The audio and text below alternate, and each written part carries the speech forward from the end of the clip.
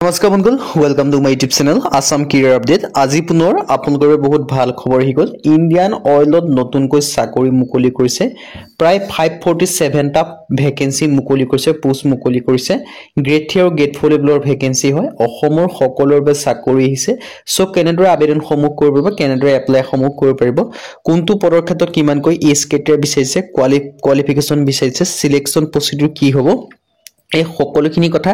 এই ভিডিও যোগে আলোচনা কৰা হ'ব সো যদি ভিডিওটো ভাল পায় ভিডিও লাইক কৰিব পাৰে লগৰ চেনেলটো সাবস্ক্ৰাইব কৰি দিও এনেকুৱা ভিডিও প্ৰতিদিনে পাই থবে আৰু মোৰ WhatsApp চেনেল ভিডিও ডেসক্ৰিপচনত দিয়া আছে তাত গৈ ফলোটো কৰক তেতিয়া আপোনালোকে ডেইলি জবৰ আপডেট সমূহ পাই থিব পাৰিব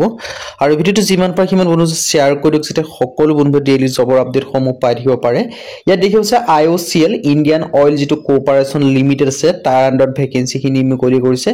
লগতে আৰু এখন নোটিছো মুকলি কৰিছে সেইখন নোটিছত কেনেকুৱা ভ্যাকেন্সি আছে মই সেইখিনিও আপোনালোকক জনাই আছো সো ভিডিওটো আপোনালোকে শেষলৈকে চাই থাকিব আৰু এই ভ্যাকেন্সি খিনি ক্ষেত্ৰত অনলাইন যোগে এপ্লাই সমূহ কৰি লব পাৰিব আৰু লাষ্ট ডেটটো দিয়া আছে যেটো অইল বিভাগৰ পৰা ভ্যাকেন্সি আছে 18/9/2025 মানে সেপ্টেম্বৰ মাহৰ 18 তাৰিখ পৰ্যন্ত এই ভ্যাকেন্সি কিটাৰ ক্ষেত্ৰত আবেদন সমূহ কৰি লব পাৰিব সো আপোনালোকৰ এটা ডাঙৰ সুযোগ আৰু এটা ডাঙৰ সুবিধা আছে সো সুযোগ আৰু সুবিধাটো আপোনালোকে গ্ৰহণ কৰিব পাৰে ইয়াৰ ডিটেইলছ খিনি আপোনালোকে ধুনীয়াকৈ দেখিব পাৰিছে এলিজিবিলিটি ক্ৰাইটেৰিয়া ক্ষেত্ৰত যে ক'বলৈ যাওঁ এজ লিমিট 18 পৰা 24 বছৰ বয়সৰ সকলো ক্যান্ডিডেট ভ্যাকেন্সি খিনি ক্ষেত্ৰত আবেদন সমূহ কৰি লব পাৰিব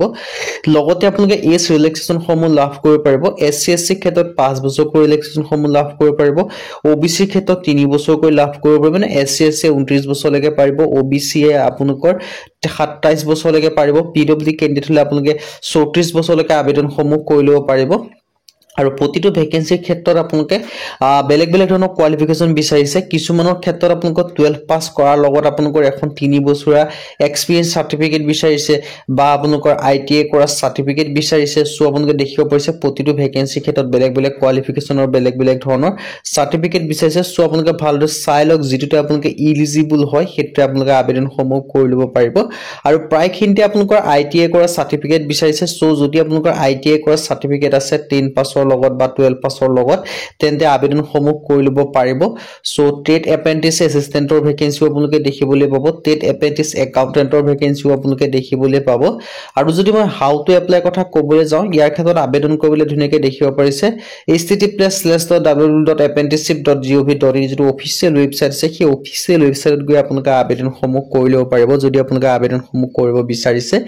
আৰু আবেদন সমূহ কৰিবলৈ মই আপোনালোকক লিংকটো ডেসক্ৰিপচনত দিয়াই থাকিব সেই লিংকৰ থ্ৰু দি গৈও আপোনালোকে আবেদন সমূহ কৰি লব পাৰিব যদি আপোনালোকে আবেদন সমূহ নিজে কৰিম বুলি ভাবিছে আৰু 29 আগষ্টৰ পৰা আবেদন সমূহ ষ্টাৰ্ট হৈছে আৰু 18 ছেপ্টেম্বৰ লাষ্ট ডেট হয় সো তাৰ আগতে আপোনালোকে আবেদন সমূহ কৰি লব লাগিব তেতিয়াহে আপোনালোকে আবেদন সমূহ কৰিব পাৰিব এপ্লাই সমূহ সো মই এডভাৰটাইজমেন্ট আৰু এপ্লাই লিংকটো ভিডিও ডেসক্ৰিপচনত দিয়া আছে সো ভালদৰে চাই লব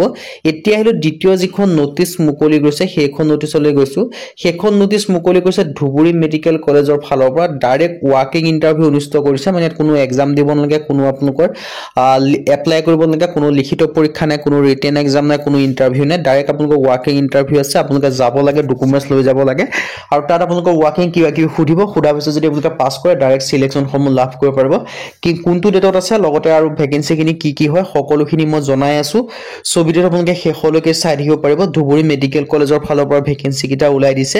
আৰু ইয়াত কি ভ্যাকেন্সি আছে মই জনাই দিছো মেইনলি আপোনালোকৰ ওয়াকিং ইন্টাৰভিউটো অনুষ্ঠিত হ'ব 15 তাৰিখে 15 ছেপ্টেম্বৰ তাৰিখে ইয়াৰ 7টা লিফ অপাৰেটৰ আৰু AC সিলাৰ অপাৰেটৰৰ ভ্যাকেন্সি মুকলি কৰি দিছে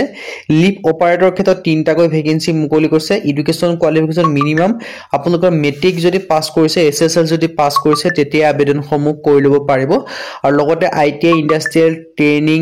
এনেকুৱা ধৰণৰ আপোনালোকৰ সাৰ্টিফিকেটও বিচাৰিছে আৰু সিলাৰ অপাৰেটৰৰ ক্ষেত্ৰতো আপোনালোকে ভ্যাকেন্সি খিনি দেখিব পাৰিছে সো আপোনালোকে যদি ইন্টাৰেস্টেড হয় যদি আপোনালোকে এলিজিবল হয় ডাইৰেক্ট আপোনালোকে ওয়াকিং ইন্টাৰভিউ ডেটত গ'লেই হ'ল গৈ পেলাই তাত আপোনালোকে ওয়াকিং ইন্টাৰভিউটো এটেন্ড কৰিব লাগে আৰু তাত যদি আপোনালোকে পাস কৰি যায় তেন্তে ফাইনাল আপোনালোকে সিলেকশন সমূহ লাভ কৰিব পাৰিব কোনো এপ্লাই কৰা প্ৰয়োজন নাই ডাইৰেক্ট আপোনালোকৰ যিখিনি ডকুমেন্ট আছে সেইখিনিও আপোনালোকে লৈ যাব লাগিব সো আপোনালোকে এটা ভাল সুযোগ আছে এটা সুবৰ্ণ সুযোগ আছে ডাইৰেক্ট সিলেকশন লাভ কৰা ডাইৰেক্ট ওয়াকিং ইন্টাৰভিউ এটেন্ড কৰা সো যদি কৰিব বিচাৰে আপোনালোকে কৰি লব পাৰিব সো আজি ভিডিও মানে যদি ভিডিও ভাল পালে ভিডিও লাইক কৰিব পাৰে লগৰ চেনেল সাবস্ক্ৰাইব কৰি দিব এনেকুৱা ভিডিও সমূহ প্ৰতিদিনে পাই থবে আৰু মোৰ WhatsApp চেনেল ভিডিও ডেসক্ৰিপচনত দিয়া আছে তাত গৈ ফলোটো কৰি দিওক তেতিয়া আপোনালোকে ডেইলি জবৰ আপডেট সমূহ পাই থাকিব পাৰিব আৰু দুইটা ভ্যাকেন্সি এডভাৰটাইজমেন্টৰ লিংকটো ভিডিও ডেসক্ৰিপচনত দিয়া আছে আপোনালোকে চাই